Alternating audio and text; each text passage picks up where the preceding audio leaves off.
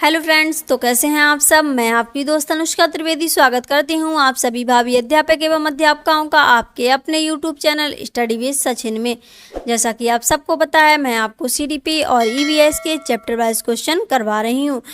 आज मैं आप लोगों को सीडीपी का चैप्टर 3 करवाऊंगी, जिसका टॉपिक होगा अधिगम का अर्थ तथा सिद्धांत। और अगर आप लोगों ने वो वीडियोज़ नहीं देखे हैं तो आप लोग ज़रूर देख लीजिए। डिस्क्रिप्शन में सारी लिंक दे दी जाती हैं, आप लोग वहां जाके वीडियोज़ देख सकते हैं।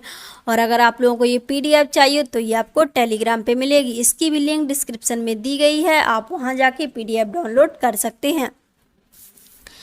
चलिए, तो हम लोग आज के क्वेश्चन देखेंगे। जो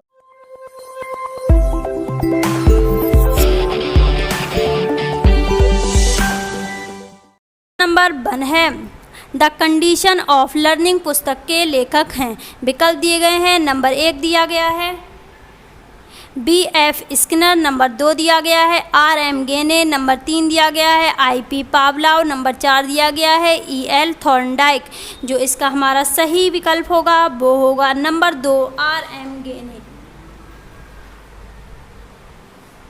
चलिए, क्वेश्चन नंबर 2 को देखते हैं। जो हमारा क्वेश्चन नंबर 2 है वो है किशोरावस्था बड़े संघर्ष, तनाव, हमला व विरोध की अवस्था है। यह कथन किसका है पूछा गया है। यह कथन किसका है। नंबर 1 दिया गया है स्टैनले हॉल, नंबर 2 दिया गया है सिम्पसन, नंबर 3 दिया गया है क्रो एंड क्रो, नंबर 4 दिया गया है जर्सील। जो इसका हमारा सही विकल्प होगा वो होगा नंबर 1 स्टैनले हॉल।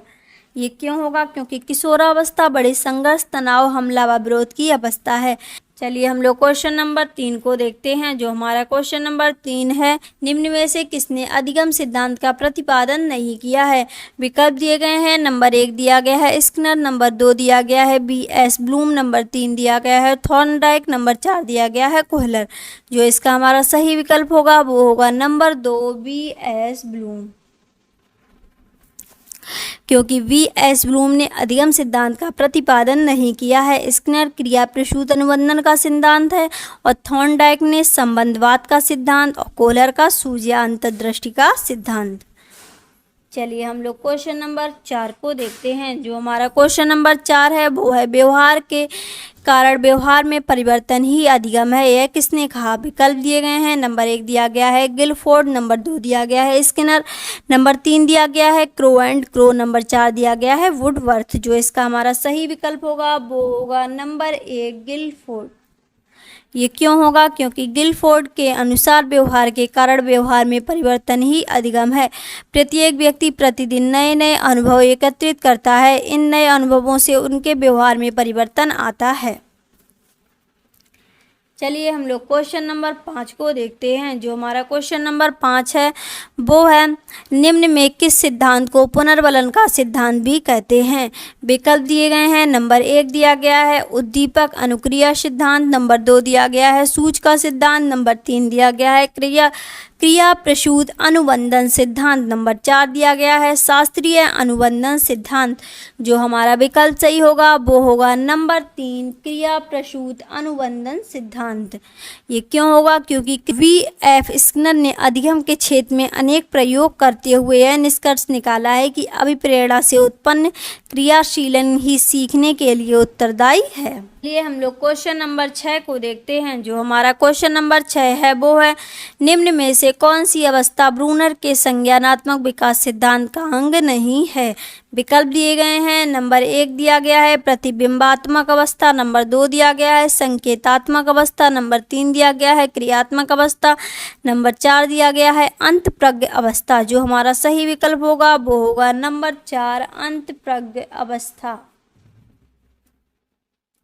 ये क्यों होगा? क्योंकि अंतःप्रज्ञ अवस्था ब्रूनर के संज्ञानात्मक विकास सिद्धांत का अंग नहीं है। ब्रूनर ने संज्ञानात्मक विकास को 3 अवस्थाओं में विभाजित किया है। ब्रूनर द्वारा संज्ञानात्मक विकास के कारण, और ये 3 अवस्थाएं क्या हैं ये भी हम आपको बता देते हैं। ये नंबर 1 है क्रियात्मक अवस्था, नंबर 2 है प्रतिबिंबात्मक अवस्था और नंबर 3 है संकेतात्मक अवस्था। इसीलिए ये नंबर 4 नहीं है, क्योंकि अंतःप्रज्ञ अवस्था संज्ञानात्मक विकास सिद्धांत का अंग नहीं है। ये 3 है, ये संज्ञानात्मक विकास सिद्धांत का अंग है। चलिए, हम लोग क्वेश्चन नंबर 7 को देखते हैं। जो हमारा क्वेश्चन नंबर 7 है वो है विकास कभी ना समाप्त होने वाली प्रक्रिया है। यह कथन विकास के किस सिद्धांत से संबंधित है? विकल्प दिए गए हैं। नंबर 1 दिया गया है एकीकरण का सिद्धांत, नंबर 2 दिया गया है अंतः संबंध का सिद्धांत, नंबर 3 दिया गया है निरंतरता का सिद्धांत, नंबर 4 दिया गया है अंतः क्रिया का सिद्धांत। जो इसका हमारा सही विकल्प होगा वो होगा नंबर 3 निरंतरता का सिद्धांत। ये क्यों होगा? क्योंकि विकास कभी न समाप्त होने वाली प्रक्रिया है। यह कथन विकास के निरंतरता सिद्धांत से संबंधित है। निरंतरता शब्द से तात्पर्य लगातार से है। चलिए हम लोग क्वेश्चन नंबर 8 को देखते हैं। जो हमारा क्वेश्चन नंबर 8 है वो है कोहलर यह सिद्ध करना चाहता था कि सीखना। विकल्प दिए गए हैं। नंबर 1 दिया गया है एक ऐसी स्थिति है जिसमें व्यक्ति पशु से श्रेष्ठ है, नंबर 2 दिया गया है संज्ञानात्मक संकार है, नंबर 3 दिया गया है परिस्थिति के विभिन्न अंगों का प्रत्यक्षीकरण, नंबर 4 दिया गया है ये सभी। जो इसका हमारा सही विकल्प होगा वो होगा नंबर 2 संज्ञानात्मक संकार। ये क्यों होगा? क्योंकि कोहलर यह सिद्ध करना चाहता था कि सीखना एक संज्ञानात्मक संकार्य है। कोहलर के अंतर्दृष्टि या सूझबूझ के सिद्धांत में अधिगम को महत्वपूर्ण माना है। यह संज्ञानात्मक प्रक्रिया है जो समस्या का संज्ञानात्मक समाधान प्रस्तुत करके सीखने की प्रक्रिया को अत्यधिक सरल, सहज तथा उद्देश्यपूर्ण बनाती है। चलिए हम लोग क्वेश्चन नंबर 9 को देखते हैं। जो हमारा क्वेश्चन नंबर 9 है वो है पियाजे के सिद्धांत के अनुसार प्राक संक्रियात्मक अवस्था की अवधि क्या है? विकल्प दिए गए हैं। नंबर 1 दिया गया है 4 से 8 साल, नंबर 2 दिया गया है जन्म से 2 साल, नंबर 3 दिया गया है 2 से 7 साल, नंबर 4 दिया गया है 5 से 8 साल। जो हमारा सही विकल्प होगा वो होगा नंबर 3 2 से 7 साल। ये क्यों है? क्योंकि पियाजे के सिद्धांत के अनुसार प्राक संक्रियात्मक अवस्था की अवधि 2 से 7 वर्ष तक होती है। इस अवस्था को पियाजे ने 2 अवधियों में बांटा है। जो अवधियां हैं वो भी हम आपको बता देते हैं। नंबर 1 है प्राक संप्रेत्यात्मक अवधि 2 से 4 वर्ष तक, नंबर 2 है अंतर्देशीय अवधि 2 है 4 से 7 वर्ष तक। चलिए हम लोग क्वेश्चन नंबर 10 को देखते हैं। जो हमारा क्वेश्चन नंबर 10 है वो है थॉर्नडाइक ने अपने सिद्धांत को किस शीर्षक से सिद्ध किया है? ये पूछा गया है। विकल्प है। नंबर 1 है संज्ञानात्मक अधिगम, नंबर 2 है अधिगम के प्रयास एवं भूल, नंबर 3 है संकेत अधिगम, नंबर 4 है स्थान अधिगम। जो हमारा विकल्प सही होगा वो होगा नंबर 1 संज्ञानात्मक अधिगम। ये क्यों होगा? क्योंकि थॉर्नडाइक ने अपने सिद्धांत का शीर्षक अधिगम के प्रयास एवं भूल इसलिए रखा क्योंकि प्राणी द्वारा भूल के बाद किसी एक सही अनुक्रिया का चुनाव कर कार्य करता है। इस सिद्धांत को प्रयास एवं भूल का सिद्धांत कहते हैं। क्वेश्चन नंबर 11 को देखेंगे। जो हमारा क्वेश्चन नंबर 11 है वो है पियाजे के संज्ञानात्मक विकास की तृतीय अवस्था निम्न में से कौन सी है? जो विकल्प दिए गए हैं वो है। नंबर 1 है औपचारिक संक्रियावस्था, नंबर 2 है पूर्व संक्रियावस्था, नंबर 3 है मूर्त संक्रियावस्था, नंबर 4 है संवेदनात्मक गामक अवस्था। जो हमारा विकल्प सही होगा वो होगा नंबर 3 मूर्त संक्रिया अवस्था। ये क्यों होगा? क्योंकि पियाजे के अनुसार संज्ञानात्मक विकास की तृतीय अवस्था मूर्त संक्रिया अवस्था है। पियाजे ने 7 वर्ष से 11 वर्ष तक की आयु को मूर्त संक्रिया अवस्था कहा है। इस अवस्था में बच्चे की अधिक व्यवहारिक एवं यथार्थवादी होते हैं तथा बच्चों में तर्क एवं समस्या समाधान की क्षमता का विकास होने लगता है। चलिए हम लोग क्वेश्चन नंबर 12 को देखेंगे। जो हमारा क्वेश्चन नंबर 12 है वो है निम्न में से अधिगम में योगदान देने वाले मनोवैज्ञानिक कारकों में कौन सा शामिल नहीं है? विकल्प दिए गए हैं। नंबर 1 दिया गया है अधिगम की इच्छा, नंबर 2 दिया गया है प्रेरणा, नंबर 3 दिया गया है रुचि, नंबर 4 दिया गया है विषय वस्तु का स्वरूप। जो हमारा सही विकल्प होगा वो होगा नंबर 4 विषय वस्तु का स्वरूप। क्योंकि विषय वस्तु का स्वरूप अधिगम में योगदान देने वाले मनोवैज्ञानिक कारकों में शामिल नहीं है।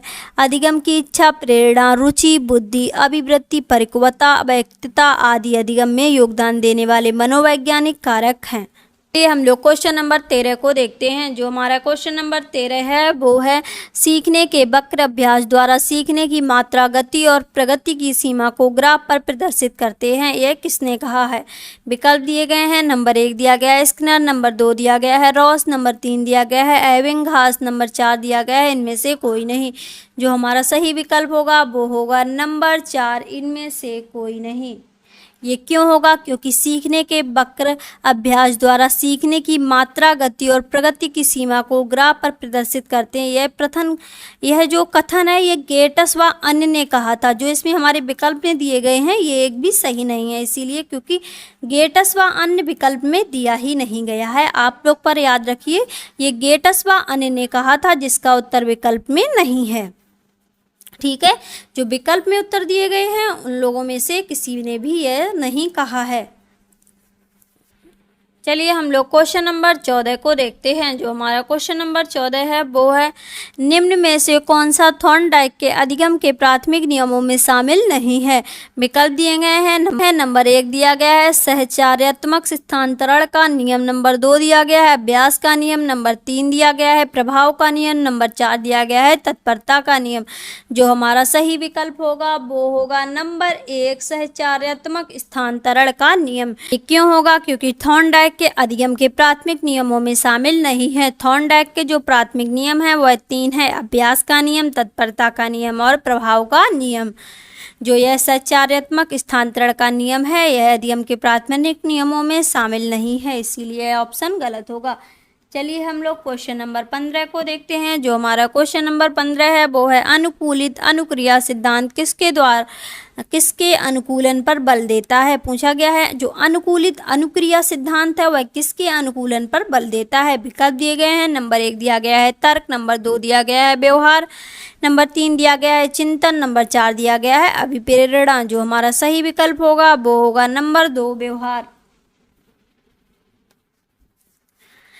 क्योंकि ये क्यों होगा? क्योंकि अनुकूलित अनुक्रिया सिद्धांत व्यवहार के अनुकूलन पर बल देता है। यह सिद्धांत अस्वाभाविक उद्दीपक को स्वाभाविक उद्दीपक के साथ बार बार प्रस्तुत करने पर प्राणी अस्वाभाविक उद्दीपक जैसी ही स्वाभाविक उद्दीपक अनुक्रियाएं करने लगता है। आप लोगों को किसी भी क्वेश्चन का आंसर पता हुआ करे तो मैं विकल्प पढ़ रही हूँ और फिर उसके बाद मैं आंसर बताती हूँ। इससे पहले ही आप लोग कमेंट सेक्शन में बता दिया करें, जिससे हमें भी पता चले कि आप लोगों को कितना पता है। हम लोग क्वेश्चन नंबर 16 को देखते हैं। जो हमारा क्वेश्चन नंबर 16 है वो है क्रिया प्रसूत अनुबंधन का दूसरा नाम है। पूछा गया है क्रिया प्रसूत अनुबंधन का दूसरा नाम क्या है? विकल्प दिए गए हैं। नंबर 1 दिया गया है समीपस्थ अनुबंधन, नंबर 2 दिया गया है नैमित्तिक अनुबंधन, नंबर 3 दिया गया है प्राचीन अनुबंधन, नंबर 4 दिया गया है चिन्ह अनुबंधन। जो हमारा सही विकल्प होगा वो होगा नंबर 2 नैमित्तिक अनुबंधन। ये क्यों होगा? क्योंकि क्रिया प्रसूत अनुबंधन का दूसरा नाम नैमित्तिक अनुबंधन ही है। चलिए हम लोग क्वेश्चन नंबर 17 को देखते हैं। जो हमारा क्वेश्चन नंबर 17 है वो है निम्न में से कौन सी अधिगम की एक विशेषता नहीं है? विकल्प दिए गए हैं। नंबर 1 दिया गया है अधिगम का अवलोकन प्रत्यक्ष रूप से किया जा सकता है, नंबर 2 दिया गया है अधिगम व्यवहार में अपेक्षाकृत स्थायी परिवर्तन है, नंबर 3 दिया गया है अधिगम प्राणी की अभिवृद्धि है और नंबर 4 दिया गया है अधिगम एक लक्ष्योन्मुख प्रक्रिया है। जो हमारा सही विकल्प होगा वो होगा नंबर 1 अधिगम का अवलोकन प्रत्यक्ष रूप से किया जा सकता है। यह हमारा पहला विकल्प सही होगा।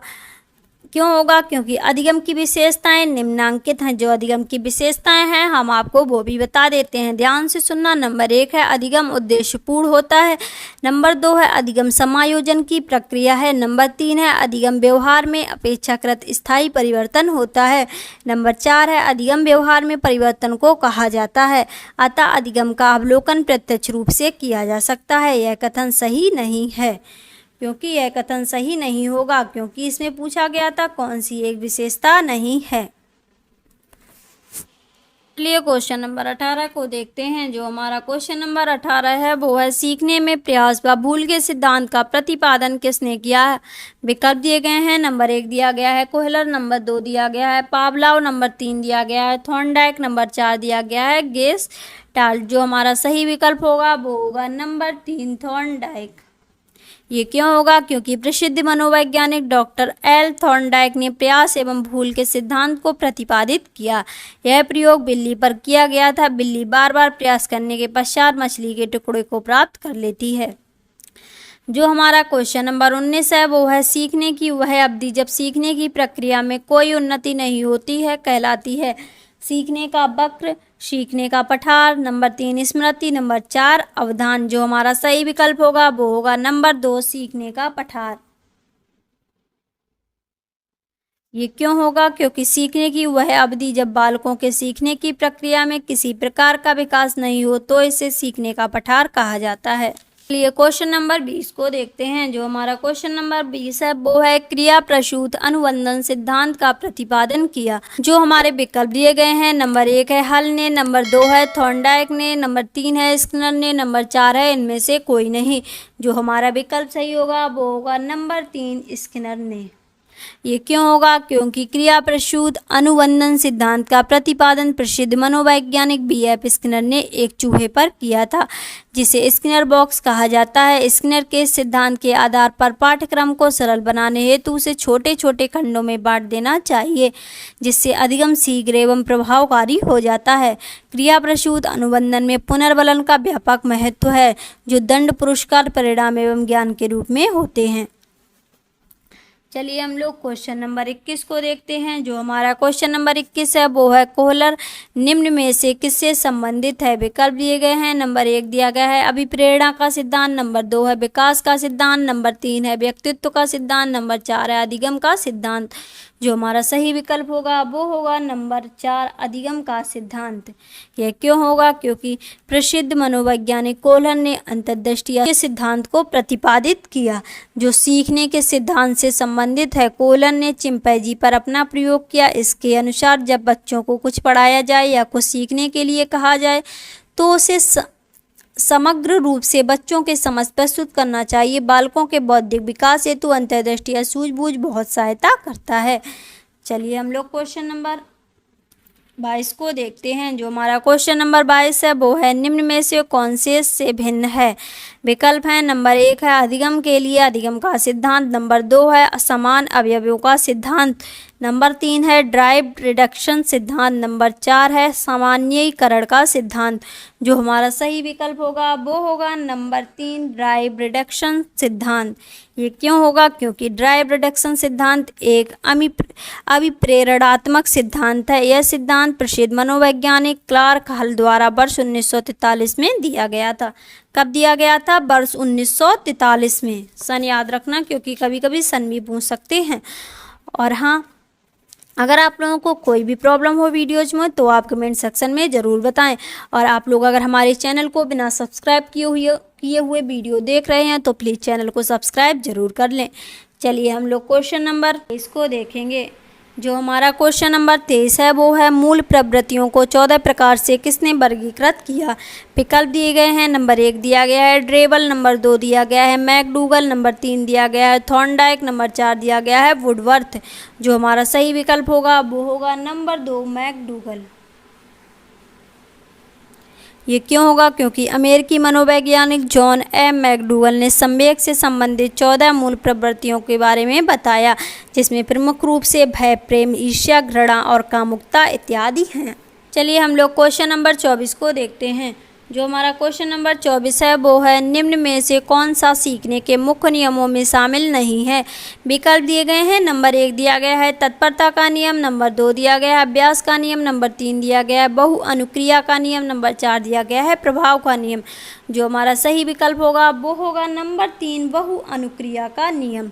यह क्यों होगा? क्योंकि अमेरिकी मनोवैज्ञानिक एडवर्ड थॉर्नडाइक ने अधिगम से संबंधित तत्परता का नियम, अभ्यास का नियम तथा एवं प्रभाव का नियम इत्यादि का प्रतिपादन किया। इन 3 नियमों के माध्यम से शिक्षण प्रक्रिया को प्रभावशाली बनाया जा सकता है। बहु अनुक्रिया का नियम सीखने के मुख्य नियमों में शामिल न होकर थॉर्नडाइक के अधिगम संबंधी सहायक नियमों में है। हम लोग क्वेश्चन नंबर 25 को देखते हैं। जो हमारा क्वेश्चन नंबर 25 है वो है पियाजे मुख्य रूप से किसके अध्ययन के लिए जाने जाते हैं। विकल्प दिए गए हैं। नंबर 1 दिया गया है भाषा विकास, नंबर 2 दिया गया है यौन विकास, नंबर 3 दिया गया है संज्ञानात्मक विकास, नंबर 4 दिया गया है सामाजिक विकास। जो हमारा सही विकल्प होगा वो होगा नंबर 3 संज्ञानात्मक विकास। ये क्यों होगा? क्योंकि पियाजे मुख्य रूप से संज्ञानात्मक विकास के लिए जाने जाते हैं। संज्ञानात्मक विकास की 4 अवस्थाएं हैं। जो अवस्थाएं हैं 4, मैं वो भी आपको बता दूं। नंबर 1 है संवेदी पेशीय अवस्था, जन्म से लेकर 2 वर्ष की अवधि तक। और नंबर 2 है पूर्व संक्रियात्मक अवस्था, 2 वर्ष से 7 वर्ष तक की अवस्था की मानसिक स्थिति। नंबर 3 है मूर्त संक्रियात्मक अवस्था, 7 वर्ष से 12 वर्ष तक की इस अवस्था को बालकों में संक्रियात्मक विचारों की क्षमता का विकास होता है। 4 है औपचारिक संक्रियात्मक की अवस्था, यह अवस्था 12 वर्ष से वयस्कावस्था तक चलती है तथा इस अवस्था में बालक की चिंतन अधिक अमूर्त, लचीला और तार्किक हो जाता है। चलिए हम लोग क्वेश्चन नंबर 26 को देखते हैं। जो हमारा क्वेश्चन नंबर 26 है वो है जब मानव शरीर के एक भाग का दिए गए प्रशिक्षण का अंतरण दूसरे भाग में हो जाए। विकल्प दिए गए हैं। नंबर 1 दिया गया है ऊर्ध्वांतरण, नंबर 2 दिया गया है क्षैतिज अंतरण, नंबर 3 दिया गया है द्विपार्श्विक अंतरण, नंबर 4 दिया गया है इनमें से कोई नहीं। जो हमारा सही विकल्प होगा वो होगा नंबर 3 द्विपार्श्विक अंतरण। यह क्यों होगा? जब मानव शरीर से एक स्वस्थ और क्रियाशील अंग निकलकर उसे किसी दूसरे शरीर के क्षतिग्रस्त अंग की जगह पर प्रत्यारोपित कर देते हैं तो इसे द्विपार्श्विक अंतरण कहा जाता है। मानव शरीर के द्विपार्श्विक अंतरण हो सकने वाले अंगों में हृदय, गुर्दा, यकृत, फेफड़ा, अग्नाशय आदि आंखें हैं। चलिए हम लोग क्वेश्चन नंबर 27 को देखते हैं। जो हमारा क्वेश्चन नंबर 27 है वो है अल्बर्ट बैंडूरा निम्न में से किस सिद्धांत से संबंधित हैं। विकल्प दिए गए हैं। नंबर 1 दिया गया है सामाजिक अधिगम सिद्धांत, नंबर 2 दिया गया है व्यवहारात्मक सिद्धांत, नंबर 3 दिया गया है विकास का संज्ञानात्मक सिद्धांत, नंबर 4 दिया गया है विकास का मनोसामाजिक सिद्धांत। जो हमारा सही विकल्प होगा वो होगा नंबर 1 सामाजिक अधिगम सिद्धांत। यह क्यों होगा? क्योंकि सामाजिक अधिगम का सिद्धांत अल्बर्ट बैंडूरा का सिद्धांत है। यह सिद्धांत अक्सर व्यवहारवादी और संज्ञानात्मक सिद्धांतों के बीच का सेतु होता है जिससे ध्यान, स्मृति और सीखने की प्रेरणा मिलती है।